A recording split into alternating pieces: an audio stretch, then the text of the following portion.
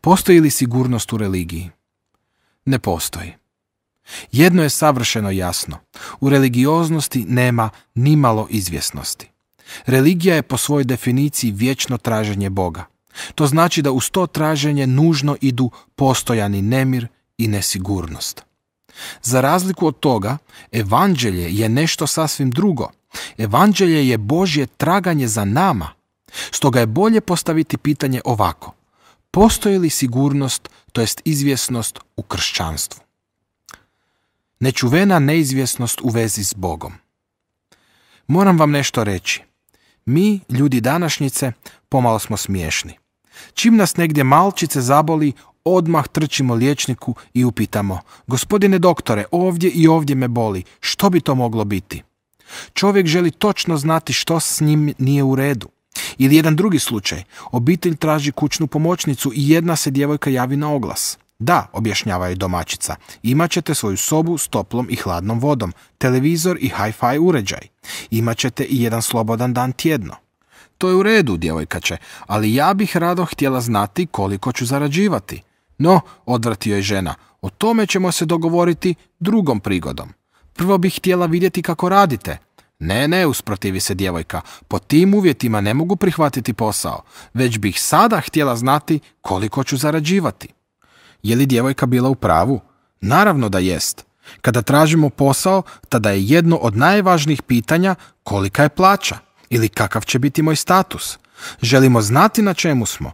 U pitanju novca ne dopuštamo nikakvu neizvjesnost. Da, na svim područjima želimo znati na čemu smo. Samo na najvažnijem području u našem odnosu s Bogom dopuštamo najnevjerojatniju neizvjesnost. Prije mnogo godina vodio sam u Augsburgu niz sastanaka u šatoru postavljenom na Plereru, trgu na kojem se održavao godišnji sajam. Organizatori tih sastanaka došli su na sjajnu zamisao. Budući da su subotom uvečer lokali bili prepuni, zaključili su, napravit ćemo sastanak u subotu navečer u ponoć. To nismo objavili javno, jer tada bi svi dragi i radoznali kršćani došli na taj sastanak, a to smo htjeli izbjeći. Moji su prijatelji u 11:30 krenuli automobilima i pokupili sve noćne ptice što su ih izlazile iz lokala koji su se zatvarali u ponoć. Konobare koji su se vraćali kućama i konobarice koje su završile naporni tjedan. Dugo su iskrcavali svoj teret pred ulazom u šator. Kad sam se u ponoć popeo na podij, predamnom je bio skup kakav sam rijetko imao prigodu vidjeti. Neki su bili pomalo pripiti. Jedan od takvih sjedio je točno ispred mene. Neki debeljko s napola sažvakanom cigarom u ustima i šeširom kakav su moji dečki nazivali lubenicom. Pomislih, nadajmo se da će sve biti dobro. Počeo sam govoriti. Kada sam prvi put spomenuo riječ Bog, debeljko s lubenicom mi upadne u riječ. Bog ne postoji! Svi se nasmiješe. Ja se nagnuh s propovjedaonice i upitah ga, jeste li potpuno sigurni da nema Boga? Jeste li 100% sigurni u to? Počeše se po glavi tako da mu lubenica skoro pade na oči. Prebaci cigaru u drugi kut usana i konačno reče. No, pa ne postoji nitko tko to može znati 100%. Na te se riječi nasmijah debeljku u lice i rekoh mu, ipak postoji. Ja to točno znam. Ma nemojte, prihvati on, odakle biste vi mogli znati nešto točno o Bogu? Na to mu objasnih da od Isusa znam pouzdano da Bog postoji i sve što čovjek može shvatiti o njemu. Odjednom se cijeli skup umirio. Jeste li vi sigurni u vezi s Bogom? Pitam to one koji se smatraju kršćanima. Možete li reći, mogao bih se zakleti da je izbrisana optužnica s mojim grijesima i da je cijena u potpunosti isplaćena? Većina bi, nažalost, odgovorila, nadam se. Smiješno je to kada u vezi s Bogom i pogani i kršćani žive u istoj velikoj neizvjesnosti i sumnji. Kada bih prošao kroz grad i pitao ljude koje sretnem, recite mi, vjerujete li da Bog postoji? Odgovorili bi mi da, nekakav Bog postoji. Kad bih nastavio s pitanjem, pripadate li mu? Odgovorili bi mi, ne znam. Kakva nečuvena nejasnoća i neizvjesnost u vezi s tako važnim pitanjem. Ovo što ću vam sada ispričati doživio je jedan moj mladi prijatelj. On je student, a ljeti kad nema predavanja radi kao pomoćni građevinski radnik kako bi zaradio džeparac. Jednog su dana njegovi kolege s posla saznali za njegovu aktivnost u crkvenoj omladinskoj grupi. Čovječe, upitaše ga, ti odlaziš k velečasnom Bushu? Da. Radnici počeše namigivati jedan drugome. Onda sigurno svake nedjelje odlaziš u crkvu. Naravno. Svake nedjelje. Da, svake nedjelje. Svake nedjelje. Jesi li poludio? Ne, reče. Kroz tjedan odlazim i na biblijsko proučavanje. Čovječe, ti si zacijelo poludio. I tada počeše izlijevati svoj otrov. Popovi zaglupljuju narod. Kršćanstvo je zakazalo, iako je imalo na raspolaganju skoro 2000 godina. Biblija je velika glupost. Ukratko, mladić je bio izložen groznom izrugivanju, ali je srećom imao debelu kožu, pa je sve nekako podnio. Kad su dečki završili, reče im: pa kad tako mislite o kršćanstvu, pretpostavljam da ste napustili crkvu. Svi su zanjemili. Jedan stariji čovjek konačno prekinu muk. Što misliš time reći napustili crkvu? Čovječe, i ja vjerujem u Boga. Misliš li kako si samo ti kršćanin? I ja sam kršćanin. Ja vjerujem u Boga. Tada ga i ostali počeše napadati. Što se praviš boljim od nas? I mi smo kršćani i mi vjerujemo u Boga. Odjednom su se uloge zamijenile. Sada su svi vikali u jedan glas: i mi vjerujemo u Boga i mi smo kršćani. Kad su završili, mojih prijatelj upita: pa zbog čega me onda ismijavate? Njihov je odgovor bio: ideš nam na živce, s tobom se ne može razgovarati. Razumijete li to? Odrasli ljudi, prekaljeni građevinari koji s lakoćom mogu popiti nekoliko boca piva, najprije su urnebesno ismijavali kršćanstvo da bi naposljetku rekli: samo trenutak i mi smo kršćani. Što kazati na to? Nije li to potresno? Čovjek se prepušta velikoj neizvjesnosti u vezi s Bogom i vječnošću. Tu se ponekad ponašamo kao pogani, ponekad kao kršćani. Pola. Nisam li u pravu? Bojim se da većina vas živi u istoj takvoj neizvjesnosti i nejasnoći. Biblija govori o divnoj izvjesnosti. Sada ćete vjerojatno začuđeno upitati: dobro, gospodine Bush, ima li kršćanska vjera kakve veze s izvjesnošću? Nije li ispravna ona pošalica kako se u kršćanstvu ništa ne zna, a sve se mora vjerovati? Nedavno je jedan čovjek izrekao još jedan u nizu bisera koji sam se za života dosta naslušao. Znate, jasno mi je kako su 2 puta 2 4, ali u kršćanstvu se ne može znati ništa. Jedino se mora vjerovati. I to je još jedno od shvaćanja koje tvrdi da ne upotrebljavamo svoj razum, nego da moramo slijepo vjerovati u kršćanske istine. Takvo uvjerenje zastupa većina. Netko bi mi mogao reći: ali gospodine Bush, pa ni vi kršćani niste jedinstveni. Postoje katolici, evangelici i mnogi drugi. Kod evangelika postoje još luterani, reformirani i tako dalje. Pa tko je onda u pravu? Čini mi se da je i sam takozvani kršćanski svijet u osnovi uvjeren kako je kršćanska vjera nešto najneizvjesnije i najnesigurnije što postoji. Ali to je golema budalaština. U stvari tek iz Novog Zavjeta možemo naučiti što je kršćanstvo. U njemu je svaka stranica ispunjena ohrabrujućom izvjesnošću. Vjerujte mi, u to nema sumnje. Smiješno je što mnogi kršćani žive u takvoj neizvjesnosti. To nimalo ne dolikuje kršćanstvu, zaista ne. Cijeli Novi Zavjet ispunjen je izvjesnošću koja silno zrači. Najveća izvjesnost je: Bog postoji. Ne nekakvo vrhovno biće, providnost, sudbina ili nekakav Bog, već živi Bog, Otac Isusa Krista. Odakle to znamo? Otvorite Bibliju na bilo kojem mjestu i nećete naići na religijske probleme, nego na svjedočanstvo: Bog živi. On se objavio u Isusu Kristu. Čovjek koji živi bez Boga živi pogrešno i bijedno. U Bibliji postoji i sigurnost da me taj Bog, koji može uništiti sve narode i suditi svim ljudima u posljednji dan, ljubi žarkom ljubavi. Nije to nikakva pretpostavka, nego obećanje zapisano u 8. poglavlju poslanice Rimljanima.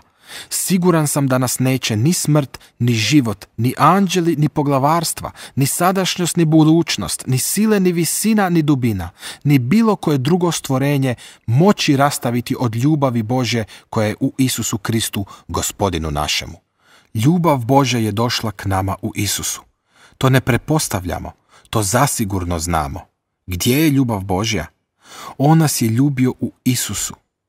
Isusovi sljedbenici pjevaju: kad mir mi nebeski proniče svu grud, ma prijetile bure il grom, ja ipak ću pjevat u vjeri posvud. Dobro mi je u Gospodu mom. Moj grijeh je oprošten, izbrisan dug moj. Ta vijest pruža mir srcu mom. Na križu je Krist za me platio sve. Slavljen Bog, kličem sad dušom svom. Biste li i vi mogli pjevati ovu pjesmu? Imate li ikakvu predodžbu o čemu ona govori? Ljudi Biblije bili su potpuno sigurni da pripadaju Bogu. David reče u 49. psalmu: moju će dušu Bog ugrabiti iz kandži podzemlja i milostivo me primiti. Nema tu nadam se da ću jednom biti spašen, nego ja znam bit ću spašen. Ili Bog nas je spasio od vlasti tame i prenio u kraljevstvo svog ljubljenog sina. Isusovi učenici su kroz svog učitelja doživjeli korijenitu promjenu u svom životu i znali su to. Čujte što govori jedan od njih. Mi znamo da smo prešli iz smrti u život. Mi znamo. Možete li i vi to reći? Ili njegov duh svjedoči mome duhu, dijete sam Božje. Uočite to, jesam. Biblija je puna takve sigurnosti. Odakle onda našem narodu ovakva glupa izreka: 2 i 2 su 4, to mi je dobro znano, ali u kršćanstvu se ništa ne može znati zasigurno, već se sve mora slijepo vjerovati. I ja dobro znam 2 i 2 su 4, ali s daleko više sigurnosti znam da postoji Bog. Dobro znam 2 i 2 su 4, ali još bolje znam da nas Bog ljubi u Isusu Kristu. Oni koji su se obratili živome Bogu kažu: znam 2 i 2 su 4, ali još sigurnije znam da sam postao dijete Božje. Pitam vas, gdje je u današnjem kršćanstvu moguće naći takvu sigurnost? Gdje? Ne pokazuje li nam to koliko smo se udaljili od Biblije i njezinog nauka i kako je krajnje vrijeme da joj se vratimo? Odbacite svoje površno kršćanstvo. Nećete imati nimalo koristi od toga ako budete površni kršćani. Prava je korist tek kad imate biblijski kršćanski stav. Tek to se isplati. Isplati se jedino imati sigurnost da postoji Bog koji me ljubi žarkom ljubavlju i kojemu mogu pripadati. Ništa se drugo ne isplati. Ta sigurnost zrači iz svih pjesama koje se pjevaju u zajednicama kršćana. Evo jedne od njih. Sretna sigurnost, Isus je moj, njemu sam dao sav život je svoj. Baštenik spasa, sretan sam ja, rođen od duha i krvlju spran. Kršćanstvo nije lutanje u gustoj magli. Istinski kršćanski stav je čvrsta i snažna sigurnost, ili riječima pjesme: u Kristu čvrst je temelj moj, na njeg oslanjam život svoj. Sve drugo brzo nestaje, Krist čvrsta stijena ostaje. Tko u njeg nadu položi, taj na pijesku već ne gradi. Sigurnost u kršćanstvu znači objektivno znati da postoji Bog i da je njegovo otkrivenje u Isusu istinito, pa makar i sav svijet odbacio istinu da je Isus umro zbog pomirenja Boga i čovjeka, a potom uskrsnuo kako bi spasio grešnike, čak i ako to nitko ne prihvati. Sigurnost u kršćanstvu jest kada znam da postoji Bog koji se objavio u Isusu Kristu, koji je umro i uskrsnuo. To znam jer sam spasonosnom vjerom osobno prihvatio tu činjenicu. Makar 10.000 profesora uvjeravalo mladog kršćanina, Isus nije uskrsnuo, on i mirne duše može reći: cijenjeni 10.000 profesora, ja znam, moj iskupitelj živi. Ma bio i cijeli svijet protiv njega, vjernik može reći: ja znam zašto vjerujem. Kad biste mene zasuli hrpom znanstvenih pretpostavki, odgovorio bih vam: ja znam bolje. I kad bi sav svijet bio u nedoumici, ja bih rekao: ja imam sigurnost. Dragi prijatelji, tolika je sigurnost u kršćanskoj vjeri koja je zasnovana na Bibliji. Imate li vi sigurnost? Zaista, posjedujete li vi takvu sigurnost? Ili vam nedostaje? Kada kažete: mislio sam do sada da sam kršćanin, ali nisam, više mi ništa nije jasno, tada nije bilo uzalud ovo što sam do sad govorio. Sjećam se jednog kršćanskog kampa za mladež u Nizozemskoj gdje sam bio sa svojim dečkima. U 2 sata noću netko pokuca na vrata moje sobe. Otvorih vrata. Predamnom je stajalo cijelo društvo u pidžamama. Što želite, upitam ih. Jedan mi odgovori: vjerovali smo da smo kršćani, ali sada smo shvatili da to još nismo. To ih je toliko uznemirilo da su u noći u 2 sata htjeli razjasniti to što ih je tištalo.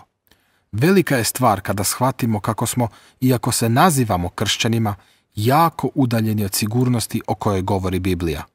Spurgeon, Veliki engleski propovjednik po kojem je Bog učinio silna duhovna probuđenja, jednom je to ovako izrazio.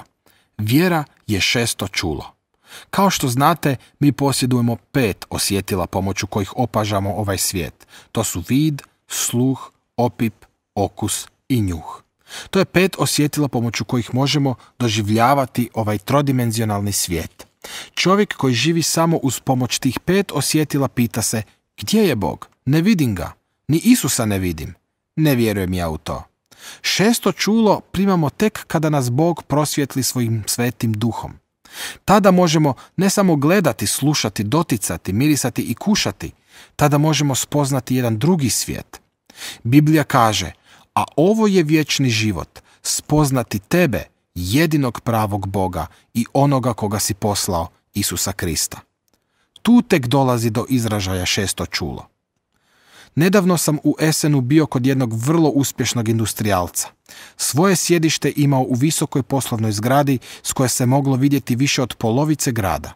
Pošto sam prošao kroz nekoliko čekaonica i ureda, konačno sam se našao u njegovu uredu. Brzo smo završili ono zbog čega sam došao. Tada smo zapodjenuli razgovor.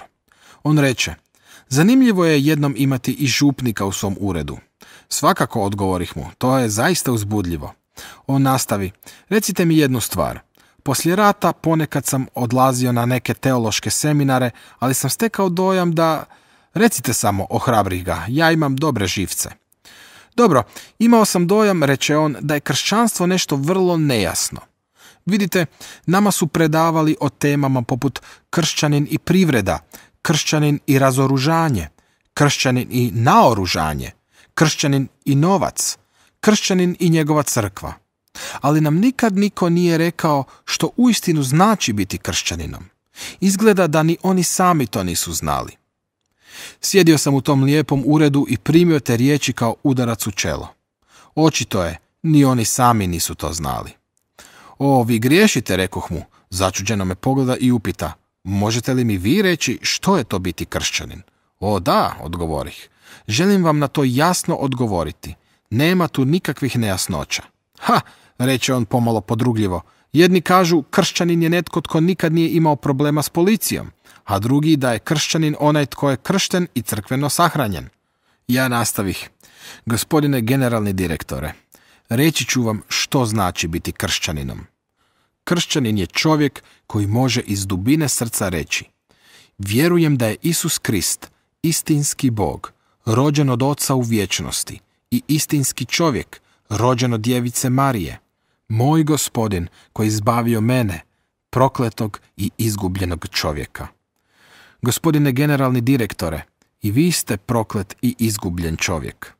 On kimnu. Razumio je. Priznao je. Da, takvi smo mi.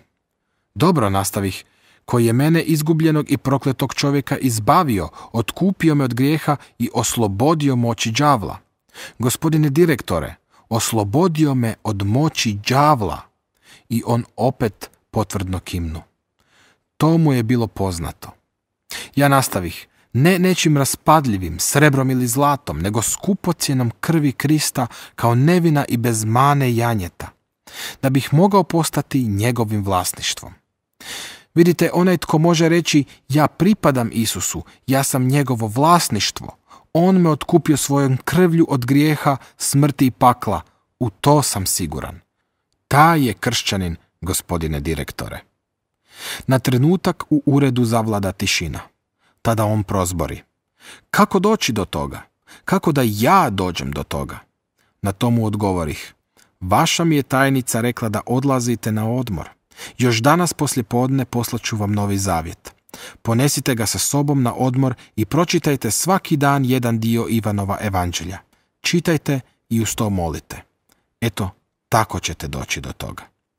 Kršćanski stav, kakav je otkriven u Novom Zavjetu, jest sigurnost da su objektivne istine ispravne i da ih se može prihvatiti subjektivnom vjerom te tako biti spašen.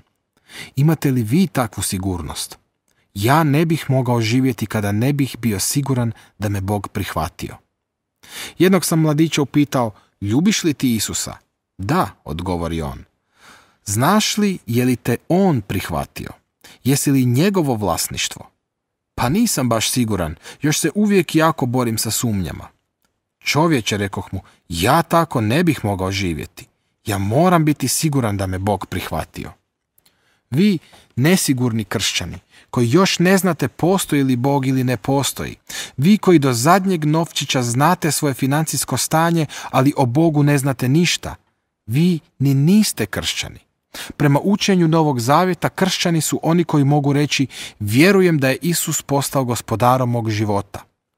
Htio bih vam ispričati jednu pripovijest koju ste vjerojatno već čuli.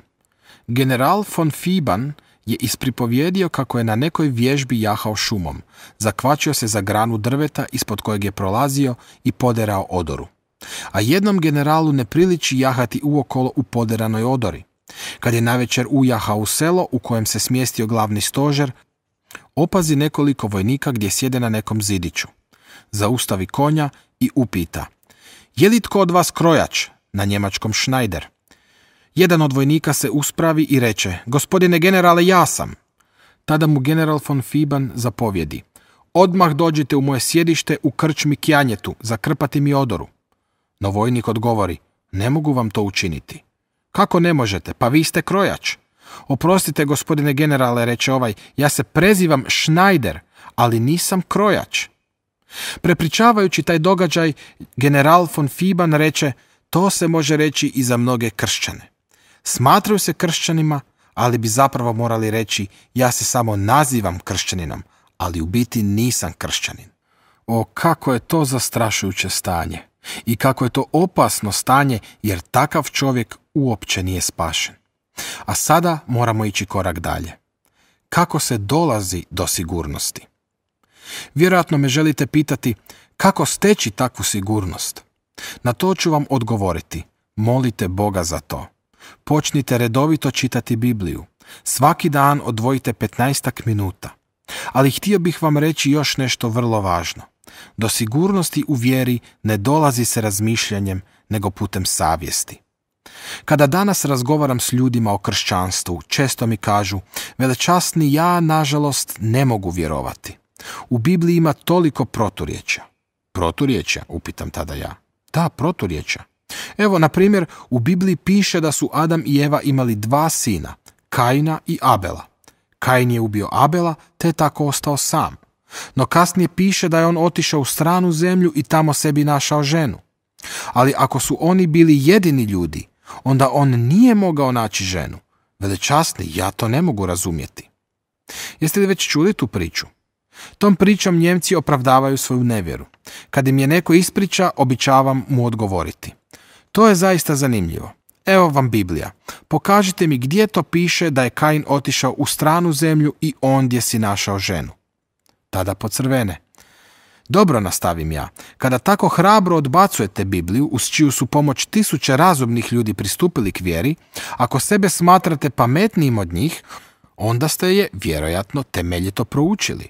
Pokažite mi gdje to piše. Uvijek ispadne da nemaju pojma. Tada im ja pokažem mjesto gdje to piše u knjizi Postanka. Tamo uopće ne piše to što tvrde, nego nešto sasvim drugo. Kain ode ispred lica Jahvina u zemlju Nod, istočno od Edena, i ondje se nastani. Kain pozna svoju ženu, te ona zače i rodi. Svoju je ženu doveo sobom. Tko je bila ta žena? Zapisano je također da su Adam i Eva imali mnogo sinova i kćeri. Ta je žena dakle bila Kainova sestra. Biblija jasno govori kako je Bog želio da sav ljudski rod nastane od jedne krvi. Zbog toga su se u početku braća i sestre morali ženiti i udavati međusobno. Kasnije je Bog to zabranio. Je li to dovoljno jasno? Tada se takvoj osobi sva njezina teorija sruši poput kule od karata. Pitate se je li povjerovala? Ni govora. Odmah ima spremno novo pitanje. Veličasni, recite mi, i nastavlja se isto. Stoga je jasno, ja mogu nekome odgovoriti na 100.000 pitanja, a on će i nakon toga ostati u mraku kao što je bio i prije. Do vjere se ne dolazi putem logičkog razmišljanja, već putem savjesti. Moj prethodnik u Essenu bio je Julius Daman, župnik i propovjednik. Jednom mu je prišao neki mladić i postavio pitanje o Kainovoj ženi i druga slična pitanja. Daman odmahnu rukom i reče: Mladiću, Isus Krist nije došao odgovarati na prepredena pitanja, već spasiti grešnike. Navratite k meni onda kad shvatite da ste jadan grešnik. Ljudi s nemirnom savješću, takvi koji znaju da njihov život ne valja i ne mogu umiriti svoju dušu, takvi mogu naučiti kako vjerovati u Spasitelja. Razumsko će shvaćanje doći kasnije. Jednom sam doživio nešto što vam neizostavno moram ispričati. Jednog sam dana došao u bolesničku sobu u kojoj su ležala 6 muškaraca. Kad uđoh, prijateljski me pozdraviše. Ah, velečasni, kako je dobro što ste naišli, baš imamo jedno pitanje za vas. O, baš mi je milo, odgovorih. Kakvo to pitanje imate za mene? Pretpostavljao sam da su mi pripremili jedno od onih pitanja u kojima je prikrivena zamka i jedan od njih upita: Vi vjerujete da je Bog svemoguć? Da, vjerujem. Dobro, odgovorite mi onda, može li Bog stvoriti kamen koji će biti tako težak da ga ni on sam neće moći podići? Primjećujete li u čemu je zamka? Da sam rekao može, tada Bog nije svemoguć. Da sam pak rekao ne može, opet bi ispalo da nije svemoguć. Može li vaš Bog stvoriti tako težak kamen da ga ni sam ne može podići? Na trenutak sam razmišljao kako mu to objasniti. Shvatih koliko je glupo to pitanje, pa ga umjesto odgovora upitah: Mladiću, sada ću ja vama postaviti jedno pitanje. Jeste li proveli besane noći pokušavajući pronaći odgovor na to pitanje? Besane noći? Upita začuđen. Ne, nisam. Na to mu ja objasnih: Vidite, moje je vrijeme predragocjeno da bi ga ja mogao trošiti samo ovako. Ja vam mogu odgovarati samo na pitanja zbog kojih ljudi provode besane noći. Mladiću, nastavih, recite mi, ima li nešto zbog čega ne možete spavati? Njegov je odgovor uslijedio neobično brzo. Da, imam problem s djevojkom. Ona očekuje dijete, a ne možemo se vjenčati. A tako, rekoh, zbog toga ne možete spavati. Možemo onda razgovarati o tome. Ali kakve to veze ima s kršćanstvom, začudi se. Varate se, rekoh. Pitanje o onom kamenu nema nikakve veze s kršćanstvom. Ali ovo s djevojkom ima. Vidite, vi ste sagriješili. Prekršili ste Božju zapovjed kada ste imali spolni odnos s njom. Zato sada razmišljate kako se izvući iz tog problema kroz jedan daleko veći grijeh. Pobačaj. Zaglibili ste u grijehu i krivnji. Jedini vam je izlaz obratiti se živome Bogu, pokajati se i priznati: Sagriješio sam. Tek tada će vam Spasitelj moći pomoći. Odjednom u sinu: Isus se zanima za moju opterećenu savjest. Isus može pomoći. On me može spasiti i obnoviti moj uništeni život. Vidite, prvo je pokušao razumom, ali je sve što je time dobio bila obična glupost. Kada je pokušao putem savjesti, odjednom mu je sve postalo jasno. Je li i vama jasno? Do sigurnosti spasenja ne dolazimo kroz odgovore na prepredena pitanja, već kroz dopuštanje svoje savjesti da dođe do izražaja. Tek onda kažemo: sagriješio sam. Tek će vam se tada objaviti raspeti Spasitelj i primit ćete oproštenje grijeha. Postat ćete njegovo dijete. Put do toga prolazi kroz savjest, ne kroz razum. Vidite, kad čovjek dolazi k sigurnosti spasenja, tada mora i nešto riskirati. Na crkvenim ste zgradama vjerojatno već zamijetili obojene staklene prozore, vitraje. Kad takve prozore gledate izvana za lijepa dana, izgledaju vam tako crni da jedva opažate boje na njima. Ali kad uđete u crkvu, boje odjednom ožive. Isto je s kršćanskom vjerom. Tako dugo dok je promatrate izvana, ne možete ništa shvatiti. Sve vam izgleda mračno i dosadno. Morate ući ako želite vidjeti pravu ljepotu kršćanstva. Morate se odvažiti i preuzeti rizik susreta s Isusom. Morate se predati Spasitelju, predati mu svoje povjerenje. Tada će sve postati jasno i svjetlo. To je korak iz smrti u život. U trenutku ćete razumjeti sve o kršćanstvu. Isus je propovijedao jednom kada su ga slušale 1000 ljudi. Odjednom je rekao nešto grozno. Ovakvi kakvi ste sada, ne možete ući u kraljestvo nebesko. Morate se nanovo roditi. Vaša narav, ni ona najbolja, nije podobna za kraljestvo nebesko.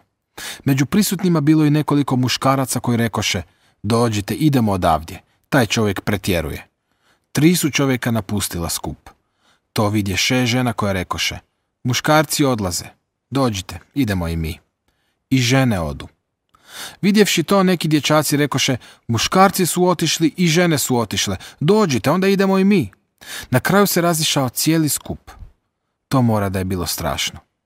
Zamišljam kako bi bilo da ja propovjedam, a ljudi jedan po jedan počnu odlaziti. Odjednom se nađem sam s nekolicinom najvjernijih slušatelja. To se dogodilo Isusu. Strašno. Odjednom je ostao sam.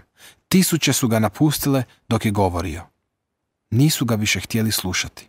Ostala su samo 12 apostola. Da sam ja bio Isus, molio bih, ostanite još malo, nemojte me i vi napustiti. No Isus je učinio nešto drugo. Znate li što je rekao? Rekao je, i vi možete ići ako želite. U kraljevstvu Božjem nema prisile. Kraljevstvo Božje je jedino kraljevstvo u kojem nema policije. U kraljevstvu Božjem vlada sloboda izbora. Izvolite, i vi možete otići. Tako je Isus rekao svojim učenicima i oni su to prihvatili. Nije lako ostati kad ode 6.000 ljudi. I učenici su skoro otišli, pogotovo kad je Gospodin rekao, izvolite, idite. Širom im je otvorio vrata i vi možete otići, i vi možete biti izgubljeni, i vi možete živjeti bezbožno, i vi možete odjuriti u pakao. Učinite kako želite. Petar je razmišljao samo trenutak. Kamo poći? Kome? Proživjeti svoj život radeći i mučeći se poput konja ili u prljavštini grijeha, a na kraju me čeka smrt i pakao. Sve je to bezvrijedno. Tada pogleda Isusa i sve mu je bilo potpuno jasno. Vrijedan je jedino život koji se proživi s Isusom. Zato i reče, kamo da odemo, Gospodine Isuse? Ti imaš riječi vječnoga života i mi vjerujemo i znamo. Čujte, to je sigurnost. Ti si Krist, Sin živoga Boga. Ostaćemo s tobom. Dragi prijatelji, tako se stječe sigurnost. Promisli se o različitim životnim putovima i zaključi, Isus je moja jedina šansa. O, kako želim da i vi dobite tu predivnu sigurnost da možete reći, mi vjerujemo i znamo, ti si Krist, Sin živoga Boga. I na kraju bih htio reći još nešto vama koji ste tek započeli koračati u vjeri. Predali ste svoje srce Isusu, ali vas ipak muče sumnje pa mislite, nemam sigurnost spasenja. Kako steći takvu sigurnost? Još uvijek je mnogo grijeha u mom životu. Takvim ozbiljnim dušama želim reći, mislite li da bi čovjek prvo trebao biti bezgrešan da bi mogao imati sigurnost spasenja? Tada bismo morali čekati tako dugo dok ne odemo na nebo. Do svog posljednjeg dana, do posljednjeg daha trebat ćemo krv Isusa Krista za oproštenje naših grijeha. Sjetite se priče o izgubljenom sinu. On se vratio kući i rekao, sagriješih. Otac ga je prihvatio i priredio veselje. A sada pokušajte zamisliti ovaj prizor. Sljedeće jutro sinu nepažnjom padne šalica iz ruke i razbije se. Kraj onih svinja zaboravio je kako se ponaša za stolom. Dakle, ispala mu je šalica iz ruke. Čuvši kako šalica uz lomljavu pada na pod, opsuje. Prokleta šalica. Mislite li da ga je otac zbog toga izbacio iz kuće? Van, gubi se natrag svojim svinjama. Što mislite, bi li tako postupio? Ne. Otac reče, u redu je, sine, dogodilo se. Objasnio bi mu, dragi sine, drugi put malo pripazi. Pomoći ćemo ti dok ne naučiš odlagati šalicu na stol. Kad ti se dogodi tako nešto, strpjet ćemo se dok se ponovo ne privikneš na kućni red i odvikneš od psovanja. Sigurno ga ne bi poslao natrag k svinjama. Vidite, kad se netko preda Isusu, odjednom otkrije nešto strašno. Stara narav još nije potpuno nestala i on još ponekad sagriješi. Ali kad vam se dogodi kakav propust nakon obraćenja, tada ne očajavajte, već kleknite i molite ove 3 rečenice. Prvo, hvala ti, Gospodine, što ti još uvijek pripadam. Drugo, oprosti mi po svojoj prolivenoj krvi. I treće, oslobodi me moje stare naravi. Ali prvo neka svakako bude, Gospodine, hvala ti što ti još uvijek pripadam. Razumijete li? Sigurnost spasenja se sastoji u tome što znam, došao sam kući, u Božji naručaj. I sada se borim za svetost kao onaj koji će tu zauvijek ostati, a ne kao onaj kog će izbaciti svaki put kad posrne i koji se uvijek iznova mora vraćati kući. Takvi koji propovijedaju spasenje treba zadobiti svaki dan iznova, naučavaju nešto užasno. Moja djeca ne trebaju svaki dan doći pred mene i pitati me: tata, možemo li i danas biti tvoja djeca? Oni jesu moja djeca, a onaj tko je postao dijete Božje, to i ostaje. Takva osoba vodi borbu za posvećenje kao dijete Božje. Zato od svega